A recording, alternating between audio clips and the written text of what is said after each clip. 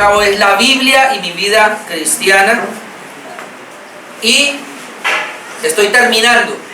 Quiero terminar esta miniserie hoy, hermanos, para ver ya otra palabra. La Biblia y mi vida cristiana. Ahora lo hicimos porque estábamos celebrando el mes de la Reforma Protestante. Y este 31 de octubre pasado se celebraban 502 años de la Reforma. Amén. 502 años de la Reforma Protestante. Veíamos los pre-reformadores y luego a Martín Lutero en los boletines que les estaban entregando. Y hoy les voy a entregar el boletín de Juan Calvino. Y los reformadores entonces nos hablaron sobre todo de la exaltación de la escritura, sola escritura, que era lo que no tenía en esa época y es lo que no tiene hoy día la iglesia tradicional católica, lamentablemente. Solamente a través de la escritura es que nosotros podemos recibir la enseñanza, la norma de fe y la conducta para nosotros. La sola escritura nos permite conocer solo Cristo, solo fe, solo gracia, para darle solo a Dios la gloria. Entonces, quiero terminar hoy.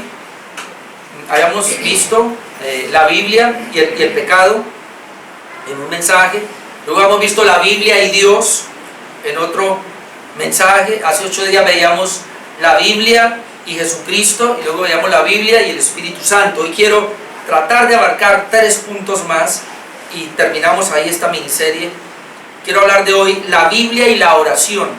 Luego quiero hablar de la Biblia y la obediencia. Y luego quiero hablar de la Biblia y el mundo. Cómo la Biblia afecta nuestra vida.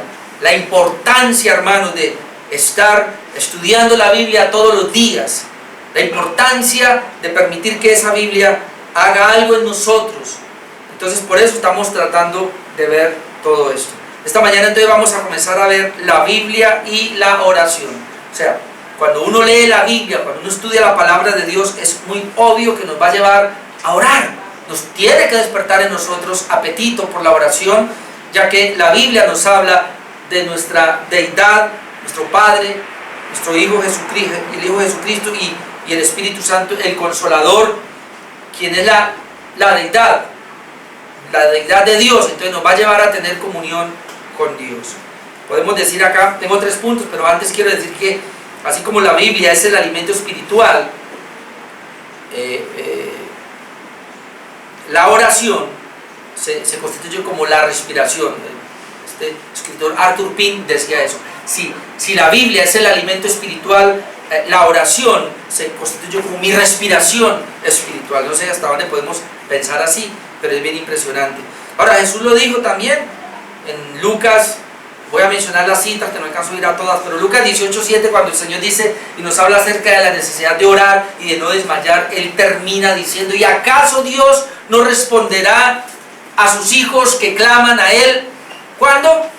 ¿Día y noche? A sus hijos que claman a Él, día y noche. O sea, Dios espera que sus hijos clamen, que sus hijos oren. ¿Cuándo? Día y noche. No día de por medio, día y noche. La oración entonces debe ser como nuestra respiración, decía Pastor Arthur Pym. Así que si no solamente es ir a la palabra. Yo les decía, ¿no? Aquel después de un culto, como el pastor estaba haciendo énfasis en el estudio de la palabra, cuán importante era la palabra. Entonces uno de los miembros se acerca y le dice al pastor: ¿qué es más importante, pastor? ¿Estudiar la Biblia u orar? Y él se queda pensando por un momento. O luego le responde: a ver, cuando hay un avión que va volando, ¿qué es más importante, la ala derecha o la ala izquierda? Con eso le respondió: ¿qué es más importante, orar o le estudiar la palabra? Las dos cosas, hermano, las dos cosas. O sea, no podemos nosotros descuidar las dos cosas. Alguien dijo muy sabiamente: la Biblia me habla, Dios me habla a mí a través de la Biblia, y yo le hablo a Dios a través de la oración. Obviamente que algunos dicen: es preferible que Dios me hable más. Y es cierto, Es preferible que Dios me hable más, por eso nosotros dedicamos más. En el caso mío, yo dedico mayor estudio a la palabra, obviamente por las preparaciones que tengo que hacer, pero también debo hablarle a Dios. Y obviamente cuando yo oro y el Espíritu Santo está allí, como lo vamos a ver ahora, el Espíritu Santo me va a guiar cómo se debe orar. Bien, primero, la Biblia nos ayuda a comprender la importancia profunda de la oración.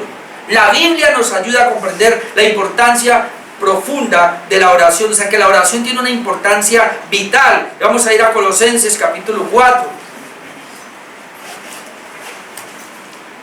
Baja el Antico de Efesios, por ahí se encuentra Filipenses y luego llega a Colosenses. Colosenses capítulo 4, versículo 2. Es a través del estudio de la Biblia que nos damos cuenta de lo que dice acerca de la oración. Un ejemplo, Filipenses 4:2 nos dice: perseverad en la oración. Parece ser que la oración como que se deja de perseverar, y por eso aquí es: perseverad en la oración, velando, vigile en ello, o sea, en esta perseverancia con acción de gracias.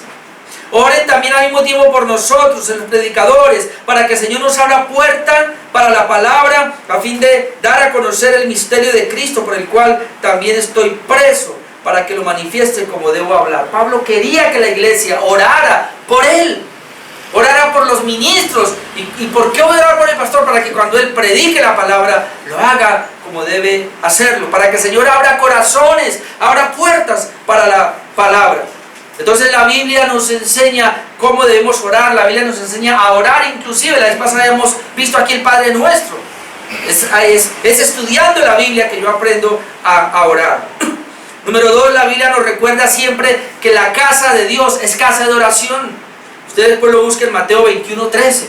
Recuerden que Jesús entró allí y dice que encontró la mesa de los cambistas ahí, la gente cambiando monedas, cambiando dinero. Vio aquellos lugares donde habían palomas, donde habían chivos, becerros, todo eso, corderos, y el Señor volcó las mesas, abrió la reja donde estaban los corderos, los animales, las palomas, y salieron volando. Y el Señor dice que tenía un celo con un azote. ¿Y qué es lo que Él dice? Mi casa, casa de oración será llamada, y ustedes la han convertido en cueva de ladrones. Es duro esto, pero cuando la iglesia no ora, cuando la casa de Dios no la usamos para la oración, se puede convertir en una cueva de ladrones. ¿Qué es eso? Negocios. Sencillamente negocios. La iglesia no es para hacer negocios. La iglesia es para orar. Amén. O sea, nos reunimos en un lugar, nos congregamos a orar. Nos congregamos a estudiar la palabra, nos congregamos a adorar a Dios, pero nos congregamos también para orar. Entonces eso es lo que está diciendo acá. Número 3, la Biblia nos dice de nuestra impotencia al orar.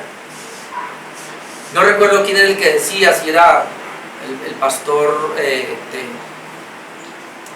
Brasil, ¿cómo es que llama él? Se me olvidó. Bueno, uno de allá, pero él decía que la oración es para los débiles, y por eso él oraba.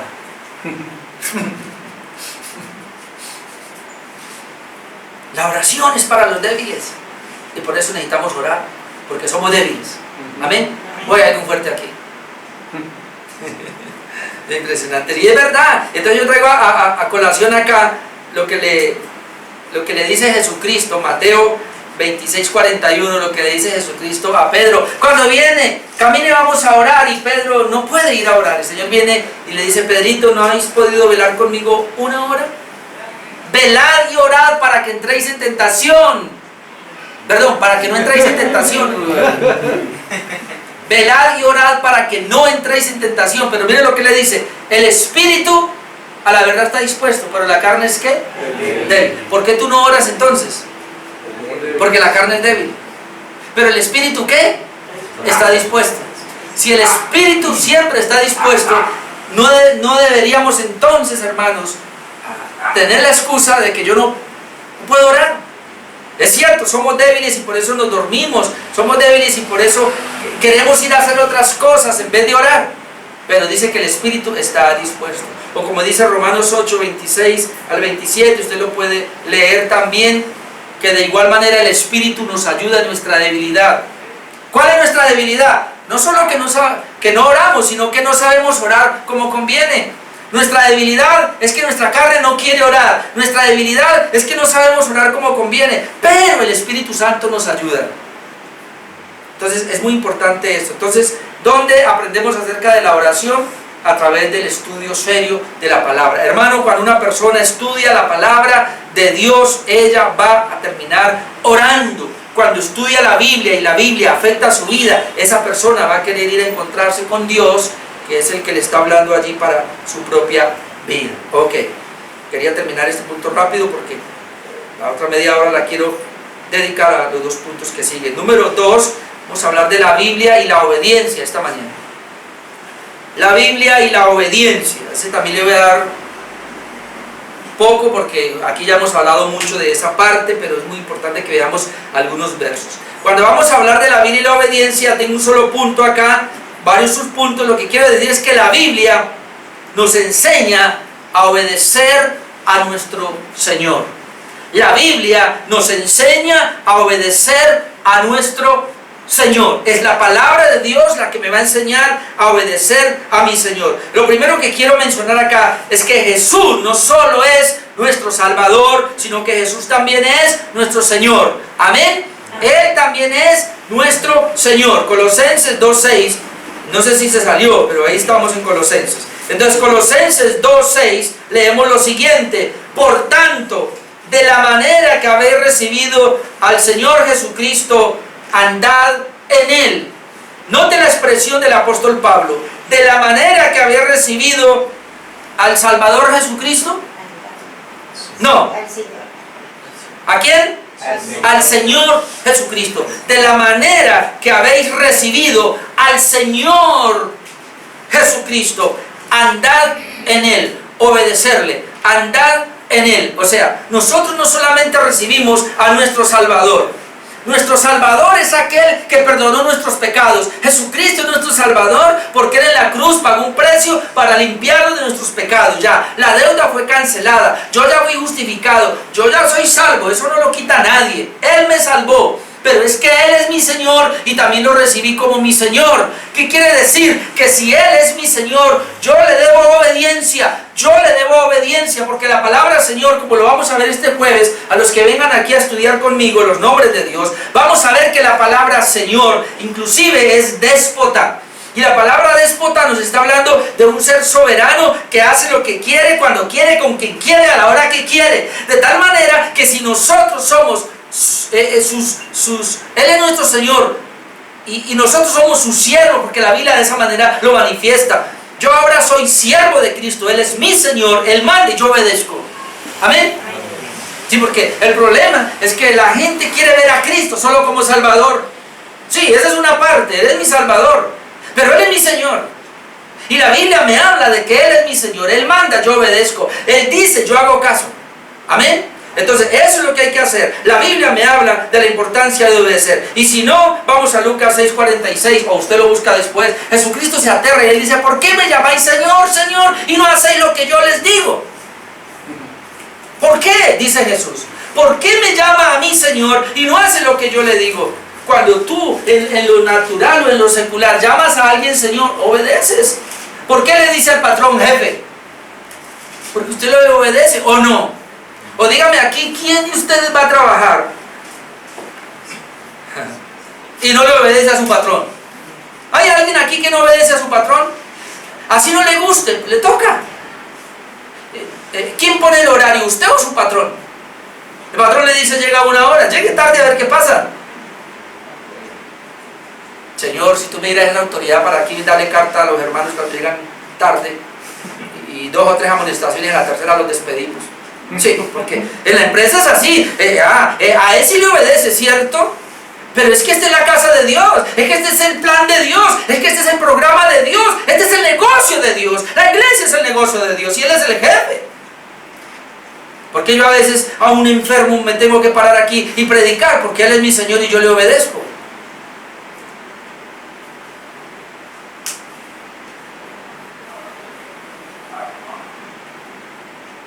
Qué bueno que usted viniera a estar aquí y yo allá. Ojalá que usted viniera a estar aquí y yo allá. ¿Sabe para qué? Para llegarle a la hora que se me da la gana al culto y para no llegarle eventualmente a algunos cultos. A ver cómo se siente usted. Porque es al Señor al que estamos representando. Y porque se supone que esta iglesia es de Cristo y Él es el Señor. Él manda y nosotros obedecemos. Ahora vamos a mirar otros detalles. No nos engañemos. ¿Será que es esto, Señor? Si no le obedecemos, no lo conocemos. Primera de Juan 2. Primera de Juan 2.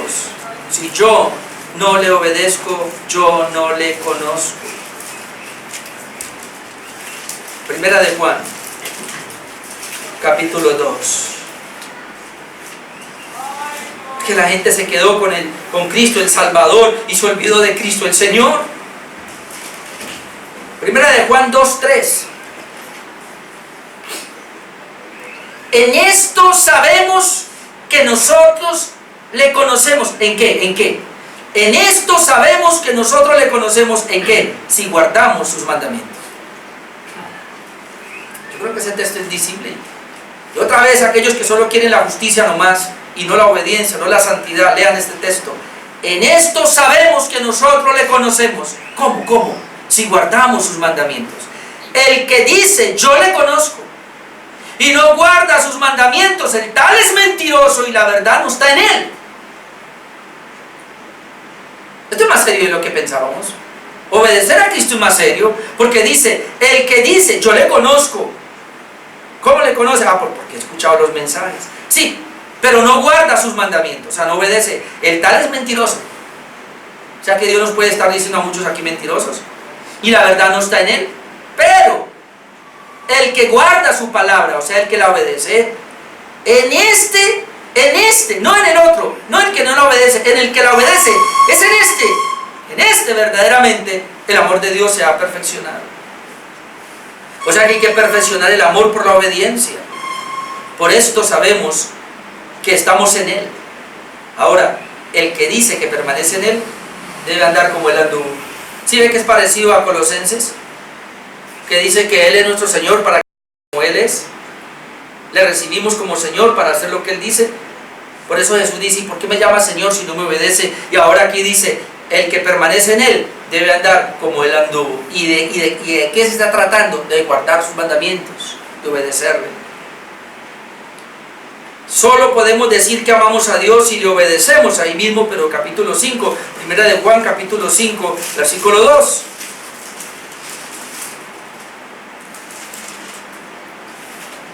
En esto, otra vez, es en esto, o sea, no hay otra cosa, es en esto. En esto conocemos que amamos a los hijos de Dios. Cuando amamos a Dios, o sea, ¿cómo yo sé que amo a mis hermanos que son los hijos de Dios? Pues cuando amo a Dios y guardamos sus mandamientos.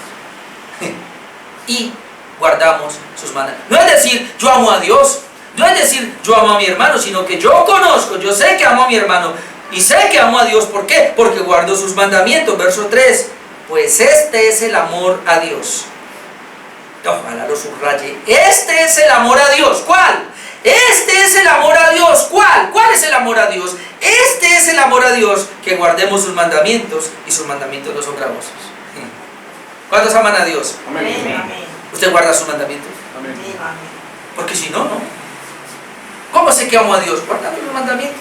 Le traje otros textos para no ir solamente a Juan 14, 23, porque usted ya dice, siempre hay que se vaya. No, bueno, que hay otros. O sea que obedecer a Dios es mejor que cualquier sacrificio que hagamos para Dios. Obedecer a Dios es mejor que cualquier sacrificio que hagamos a Dios. Y mire lo que estoy diciendo. Hablo de un sacrificio. Para algunos es un sacrificio como congregarme, servirle, evangelizar, ayudar. Podríamos decirle cosas externas. Eso está en primera de Samuel 15, 22. No estoy diciendo que esto no sea obedecer a Dios. Yo debo servir, yo debo ayudar, yo debo evangelizar, debo congregarme. Pero ¿cuál es el punto? Que algunos hacen eso que es externo, más internamente no están haciendo, no le obedecen a Dios. Porque como Él es el que nos conoce, ¿qué dice primera de Samuel 15, 22? ¿Qué le dice Dios a Saúl cuando él no obedece a Dios? Porque Dios, dice, se complace tanto Dios en las víctimas, en los holocaustos, o en el sacrificio de animales, o en que se obedezca. Dice que el obedecer a Dios es mejor que los sacrificios. Obedecer a Dios es mejor que los sacrificios. Hay personas que no obedecen a Dios, pero su obediencia aparentemente son sacrificios externos, aunque internamente no lo están obedeciendo. Y tenemos que tener cuidado con eso, porque obedecer al Señor va mucho más allá que un sacrificio externo. Entonces es a través de la palabra de Dios que yo encuentro el tema de la obediencia. Cuando estudio la palabra, cuando leo la palabra, me doy cuenta que debo obedecerle. Y un segundo punto ahí sería que la Biblia nos amonesta que si no obedecemos, aunque ya lo dije, pero es otro punto ahí, nos estamos engañando a nosotros mismos. Si yo no obedezco a Dios, me estoy engañando. Quiero que vayamos a Santiago 1:22. Santiago 1:22. Después de Hebreos está Santiago 1:22.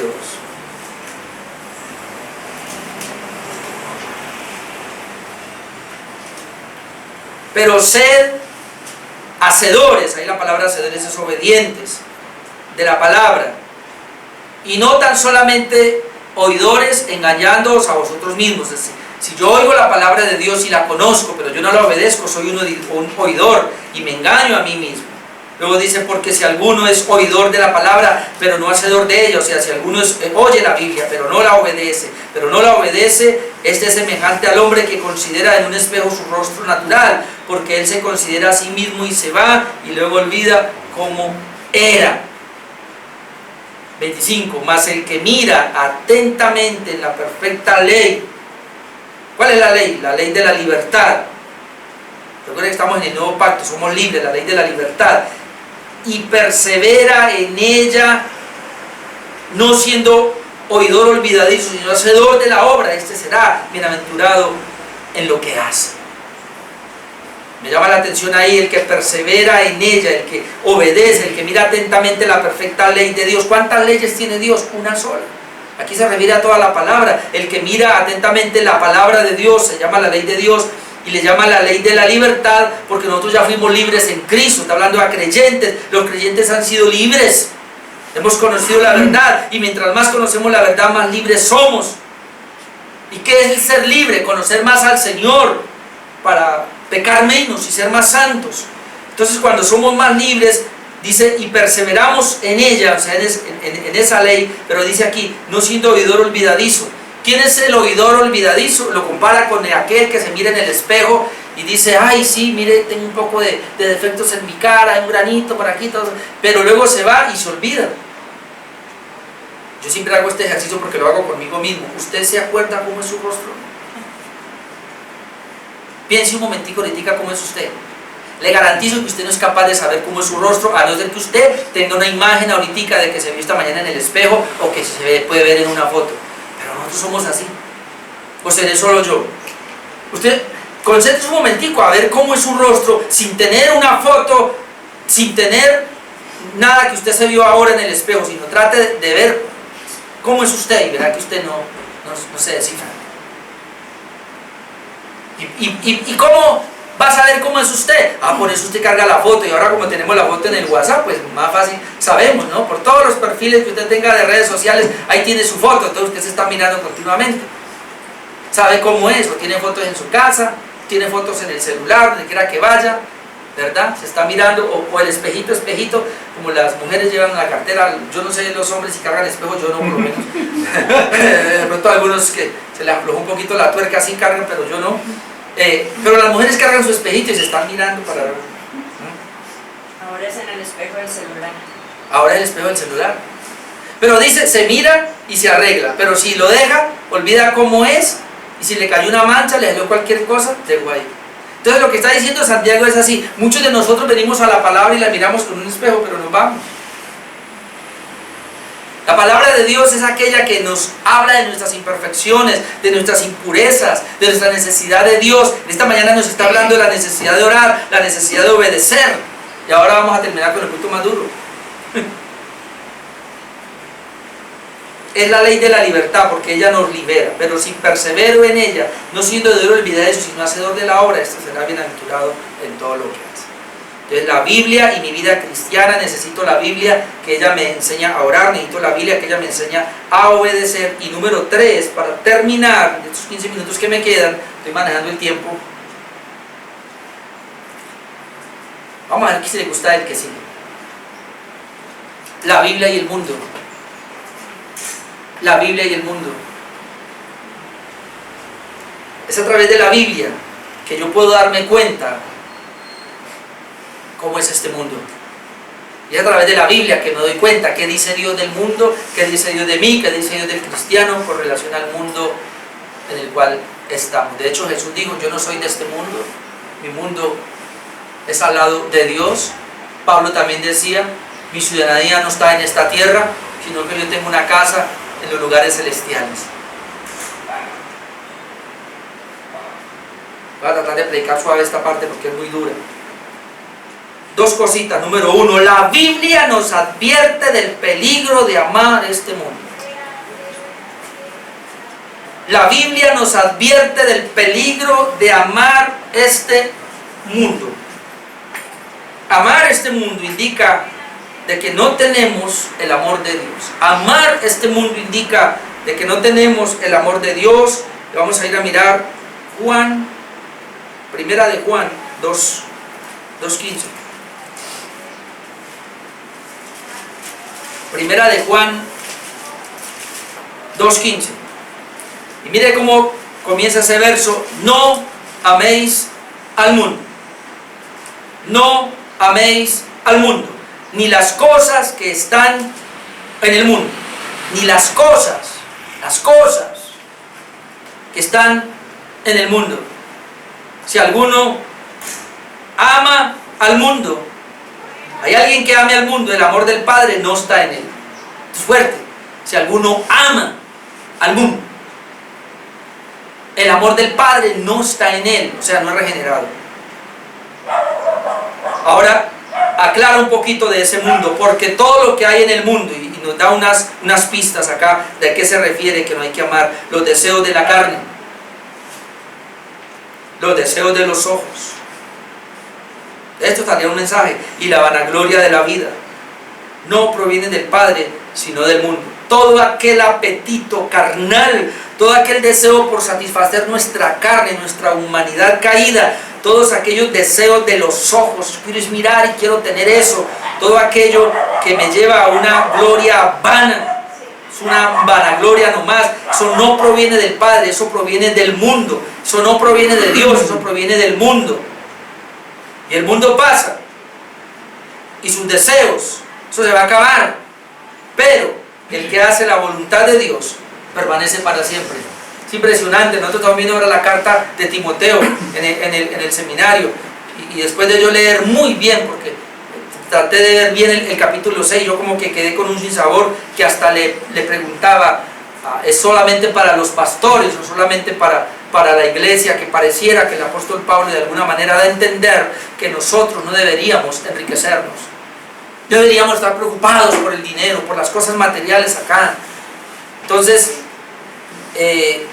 obviamente, si es la voluntad de Dios y Él quiere darle dinero a algunas personas, está bien y Él lo va a hacer, pero que, como decía alguien también, pero que ese dinero que Dios nos da sea para ponerlo al servicio de la iglesia, sea para ponerlo a las misiones, a que Dios pueda enviar. Hoy día no nos interesan las misiones casi, pero ¿por qué no? Entonces, si alguien tiene platica y le está sobrando, en vez de ir a satisfacer sus deseos y todo, ¿por qué no lleva más bien y lo pone para pagarle a un misionero que vaya a donde usted no puede ir?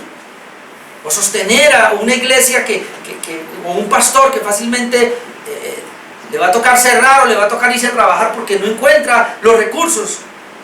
Pero Pablo hablaba, dice, no procura enriquecerse, y luego dice, raíz de todos los males es el amor al dinero. No el dinero, es el amor al dinero.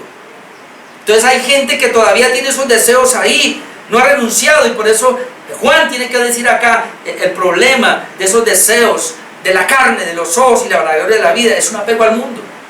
Y el mundo es este sistema en el cual nos encontramos, que está totalmente retorcido. Podríamos ver también Santiago 4, 4 al 7, que no podemos ser amigos del mundo y a la vez ser amigos de Dios. O sea, Dios no haya cabida en eso. Santiago 4, 4. Es muy parecido a este texto también que acabamos de leer y es un poco fuerte. Creo que es más fuerte Santiago 4. Dice Santiago 4, 4, oh almas adúlteras. Y está hablando de un adulterio espiritual aquí.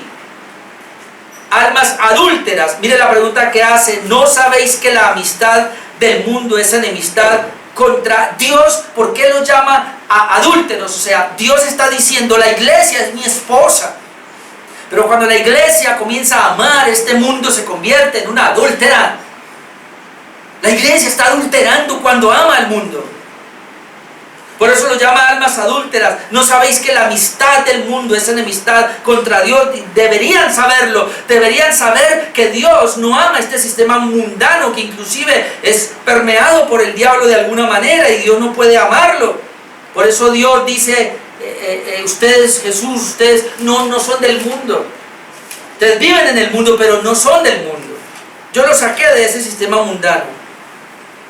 Cualquiera pues que quiera ser amigo del mundo se constituye enemigo de Dios. Cualquiera que quiera ser amigo del mundo. Yo siempre me pregunto, ¿qué hace la gente cuando no viene al culto? Yo quisiera saber qué están haciendo todas estas personas que no vinieron hoy a este culto. ¿Dónde están? Y sin temor a equivocarme, fácilmente están allí, complaciendo sus deseos, sus apetitos. Porque eso es lo que están haciendo. Porque venir al culto es complacer a Dios, los deseos de Dios, pero quedarme es complacer los apetitos. Sí, algunos están trabajando, está bien, pero de todas maneras, así sea una excusa porque está trabajando, está bien, está trabajando, pero de todas maneras está complaciendo este mundo. ¿O pensáis que la Escritura dice en vano, el Espíritu que Él ha hecho morar en nosotros nos anhela celosamente? Santiago dice, ¿acaso ustedes ignoran eso? ¿Acaso ya Pablo no ha dicho que el Espíritu Santo está en nosotros?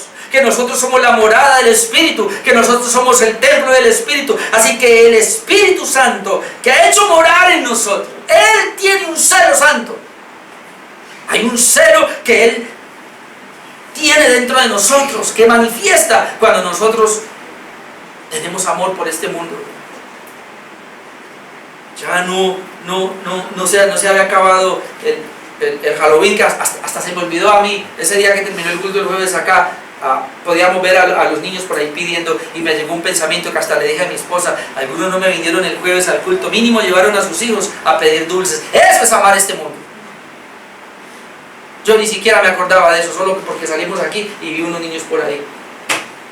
Pero hay gente que no ha terminado Halloween y ya estamos mirando las luces que vamos a comprar, los regalos para Navidad, la comida que vamos a comer, y ya vamos planeando y todo. No estoy diciendo que no llegue el momento y no lo haga, pero es que ¿acaso vivimos para eso? El Espíritu Santo dice que nos anhela con un celo. Él es celoso dentro de nosotros. Pero Él da mayor gracia.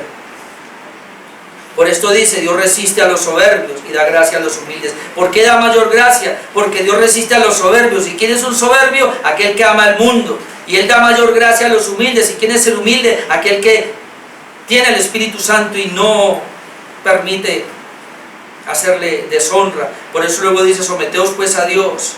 Ahí está la clave. Someteos pues a Dios, resistir al diablo. Porque el diablo tiene que ver con este mundo y Él huirá de vosotros. ¿Cómo vamos a terminar el apetito por este mundo, por los deseos de este mundo, hermanos? Sometiéndonos a Dios, no hay otra. Sometiéndonos a Dios. ¿Dónde aprendo eso? Pues en la Biblia. La palabra de Dios me habla de todo eso. Entonces, la razón por la cual hay un peligro, y se nos advierte del peligro de amar al mundo, es porque Satanás es el Dios de este mundo. Dios le ha permitido gobernar en los hijos de desobediencia. Y déjeme, yo le leo todo esto. Vamos al Evangelio de Juan. Porque algunos dicen, habla, pero yo quiero ver la Escritura. Juan, Evangelio de Juan, capítulo 12, versículo 31. Juan 12, 31, dice Jesús, ahora es el juicio de este mundo. Ahora el príncipe de este mundo será echado fuera. Note, el príncipe de este mundo. Y la palabra príncipe ahí es principal. Hay un gobierno y el principal de ese gobierno dice, será echado fuera, y estaba hablando obviamente de la muerte de Cristo cuando le iba a derrotar. Juan 14:30, dice adelantico. Juan 14:30. No hablaré ya mucho con vosotros, dice Jesús, porque viene el príncipe de este mundo y él nada tiene en mí. ¿Cómo le llamo otra vez? El príncipe de este mundo y él nada tiene en mí. Nada tiene en Cristo y nada debe tener en los hijos de Dios. Note, ¿por qué no hay que amar este mundo? Por el príncipe de este mundo. Y le voy a dar otro texto todavía en Juan 16:11. Juan 16:11. Y de juicio, el Espíritu Santo comenzará de juicio por cuanto el príncipe de este mundo ha sido ya juzgado. El príncipe de este mundo, pero quiero enfatizar la palabra príncipe. Él es el principal. Él, o sea, se refiere al sistema de gobierno, al sistema en el cual nos está llevando. ¿No ve que este sistema cada vez se vuelve un sistema más antidios, se vuelve un sistema más anticristiano, más antibíblico? Eso es lo que está pasando. Efesios 2:2, por si acaso. Efesios 2:2. ¿Por qué no debemos amar este mundo? Porque Efesios 2:2, después de que nos habla de la muerte espiritual donde estábamos nosotros, dice que, vale, desde luego, y Él os dio vida a vosotros, ya tenemos la vida. ¿Cuándo nos dio vida? Cuando estábamos muertos en nuestros delitos y pecados. ¿Y qué implicaba esa muerte? Que en esa muerte dice que en los cuales anduvisteis en otro tiempo. Otro tiempo, yo puse ahí otro tiempo, o sea, ya no es ahora. Tiempo pasado, otro tiempo. ¿Qué hicimos? Siguiendo la corriente de este mundo. Noten, la corriente de este mundo habla de un sistema de gobierno. Y esa corriente de este mundo está conforme al príncipe de la potestad del aire. Esa corriente, o sea, el mundo es manejado por el príncipe de la potestad del aire. Y aquí dice el espíritu que ahora opera en los hijos de desobediencia. ¿Por qué veíamos tan importante la obediencia? ¿Por qué traje tan importante la obediencia? Y mi segundo punto fue la Biblia y la obediencia. Porque los hijos de Dios obedecemos porque Él es nuestro Señor. Pero el mundo se llama los hijos de desobediencia. Los que aman este mundo son hijos de desobediencia. Solamente un hijo de desobediencia, amar este mundo. No puede ser un cristiano, no puede ser una persona que dice venir a la iglesia, pero está más en su empatía, más en el mundo, todo lo que hace es allá. Ahí donde algunos no han entendido todavía qué es la congregación, qué es el servicio a Dios, qué es el dinero para Dios, qué orar. No han entendido todavía. Porque creen que la prioridad es su persona, su casa, su familia y trabajar para todo eso. No. La prioridad es Dios y las cosas de Dios. Porque lo demás es un sistema que está bajo el príncipe de la potestad del aire y ese espíritu opera en los hijos de desobediencia. De manera que si alguien viene acá, a esta congregación, pero él es un desobediente, está bajo el sistema del diablo. No puedo decir otra cosa. Y primera de Juan 5:19. Primera de Juan 5:19. ¿Por qué no amar el mundo y al sistema mundano? Porque Juan 5:19 nos dice, pero sabemos que somos de Dios. Voy a leer desde el versículo antes, dice el 18, sabemos que todo aquel que ha nacido de Dios no practica el pecado. Verso 18, sabemos que todo aquel que ha nacido de Dios, es hijo de Dios, no practica el pecado, pues aquel que fue engendrado por Dios le guarda y el maligno no le toca, el maligno no lo toca. Sabemos que amamos, que somos de Dios, sabemos que somos de Dios y el mundo entero está bajo el maligno. El mundo entero está bajo el maligno. El lo que quiere hacer este mundo. Todo menos Dios. Y cuando mencionan a Dios, lo mencionan es porque necesita que les ayude. Necesita que le resuelva el problema. Es por eso. A mí me llama la atención porque nosotros tenemos un WhatsApp de la familia Uribe, un poco ahí, de mi esposa. Yo mando cosas. Pero yo cuando mando una cosa a veces, un video o de pronto un escrito, versículos de la Biblia, cosas así, inmediatamente ¡pum!, me mandan otra cosa debajo y se olvidan del tema y siguen mandando cosas que no son de Dios.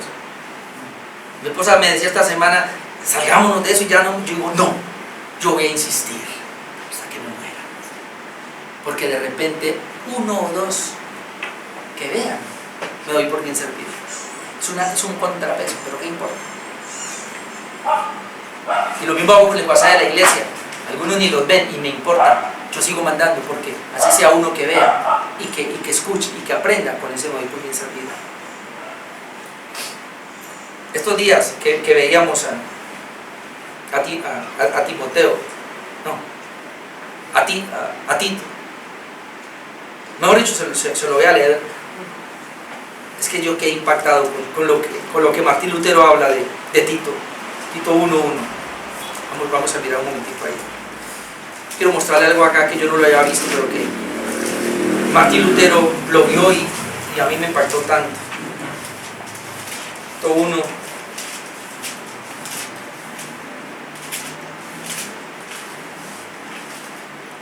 Dice: Pablo, siervo de Dios y apóstol de Jesucristo, conforme a la fe de los escogidos de Dios. La fe de los escogidos de Dios. La fe de los escogidos de Dios. Martín Lutero decía: ¿por qué un pastor no debe estar ansioso o preocuparse si la gente no le está oyendo o si la gente no quiere responder? ¿Sabe por qué? Él decía: porque la fe es de los escogidos de Dios. En otras palabras, Dios le va a dar fe solamente a los escogidos. Así que si yo predico la palabra y no quieren oírme, yo sigo. Y no quieren oírme, yo sigo. ¿Por qué? Porque no son escogidos. Y yo sigo predicando. Y si no quieren, no importa, porque no son escogidos. Porque algún día llegará el escogido, aparecerá el escogido y Dios le dará fe a él. Y él va a creer. Y en otras palabras, así sean poquitos que hayan en esta iglesia, pero yo estoy seguro que ustedes están aquí porque son los escogidos de Dios. Y como son escogidos de Dios, Dios les dio fe y por eso permanecen. Pero aquel que no permanece y se va, ese no es ningún escogido de Dios, porque el escogido de Dios permanece hasta el final. Amén. Entonces yo, ¿por qué voy a luchar con el que no es escogido? Problemas me he metido yo por tratar de orientar y ordenar al que es escogido. Le decía a mi esposa: yo seguiré predicando la palabra. Que no quiere venir fulano, déjelo. Como decíamos en la otra iglesia por allá, aunque no es bueno, pero valga la pena decir lo que es: el demonio y se fue, déjelo. Yo sigo predicando, porque si de ustedes que están aquí hay 2 o 3 escogidos, a ustedes les predico, escogidos de Dios, porque la fe es para ustedes. La fe es para los escogidos de Dios. Oh, eso, hermano, a mí me liberó. Eso no quiere decir entonces que ahora voy a bajar la exhortación y que no, yo sigo exhortando y tengo que decir. Pero yo solo sé al final, como dice Martín Lutero, que los escogidos de Dios son los que tendrán la fe y permanecerán en ella. ¿No se alegra por eso? Amén. Por eso usted no se ha ido. Usted permanece. Porque es escogido de Dios. Yo no me he ido tampoco por eso. Señor, gracias, porque me escogiste. Esto no es de hombres. Esto es un asunto de Dios. Amén. Por eso Pablo también decía: no es de todos la fe. No es de todos la fe. La fe solamente es de los escogidos de Dios. Pero eso no quiere decir entonces que yo me voy a callar. Tengo que seguir predicando, tengo que seguir predicando, tengo que seguir exhortando a las personas. Termino. ¿Por qué es tan importante la Biblia? Porque, en cuanto al mundo, porque la Biblia alumbra en este mundo de tinieblas. Si bien es cierto que este mundo es oscuro, la Biblia alumbra en este mundo de tinieblas. Usted después lo busca, 2 de Pedro 1:19, dice que la Biblia es la antorcha que alumbra en el lugar oscuro. Y Juan 3:19-21, usted lo lee después, dice claramente que estas personas no quieren venir a la luz, que es la palabra de Dios, para que sus obras no sean manifiestas. Pero aquel que es de la verdad o que es de la fe vendrá a la luz para que sus obras sean manifestadas, que sus obras son verdaderas, que sus obras son de la luz. O sea, la persona que ha salido del mundo no amará este mundo, pero amará la luz, que es la palabra, y buscará la luz, que es la palabra de Dios. Por eso yo lo desafío ahora que está la convención. Yo les voy a hablar por el WhatsApp de la iglesia, les voy a mandar una información, pero este fin de semana, lo que es viernes, sábado y domingo, viernes 7 de la noche, sábado 4 de la tarde, domingo 4 de la tarde, vamos a estar en un seminario sobre cristología, de un pastor de esos que vienen, nos lo va a dictar ahora este fin de semana. Yo les aviso a ver si tienen que pagar o no, para que ojalá pudieran ir. Es el momento, hermanos, de coger todas esas actividades que tenemos y enfocarnos ahí, aprovechar estos hombres de Dios que vienen, y la otra semana será la convención, donde vamos a estar mañana y por la noche. Ya se le dio la oportunidad a las personas que no pueden ir por la mañana, entonces para que vayan por la noche, 5:30 de la tarde hasta las 9 de la noche, aprovechar estos predicadores que vienen con una palabra. El tema es la primacía de Cristo, la supremacía de Cristo, perdón, supremacía, o sea, la exaltación que se le va a dar a Jesucristo en la vida del cristiano, y ese va a ser el tema. Así que, hermano, yo lo desafío, usted tiene por todos los lados para ir. Usted es un hijo de Dios, usted es un escogido. El interés no es ir a un estadio, el interés no es adornar su casa ahora con proyectos de Navidad, ni siquiera comerse una lechona o planear para ir a vacaciones. Eso déjelo para segunda hora. Su interés principal es alimentar su alma, y tenemos la oportunidad de hacerlo con estos hombres que vienen. Eso indica entonces qué nivel tengo yo de amar este mundo y a Dios, o a Dios. Dejemos ahí, hermanos, termino la Biblia y mi vida cristiana. El propósito es animarnos a leer la Biblia para encontrar todas estas cosas que nos ayudan en la vida espiritual. Póngase de pie y oramos.